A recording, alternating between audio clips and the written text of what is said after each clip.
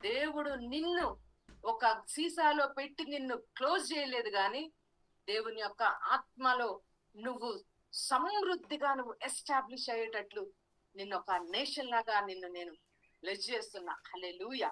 Particular గా దేవుడు nation అని యాకోబుతో చెప్పినాడంటే, యాకోబే ఫైనల్ గా దేవుని సంఘానికి ట్రైబ్ అయిపోయినాడు. అంటే యాకోబు కంప్లీట్ గా ఇజ్రాయెల్ గా ట్రాన్స్ఫార్మ్ అయిపోయాడు.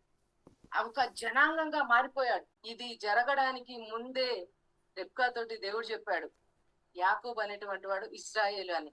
యాకోబు అనేటువంటి ఒక చిన్న పర్సన్ కాదు కానీ ఆయన ఒక నేషన్ అని దేవుని యొక్క ఆత్మ ద్వారా నేను ప్రొఫెటికల్ గా నేను మూవ్ అయి నేను రిలీజ్ చేస్తున్నా.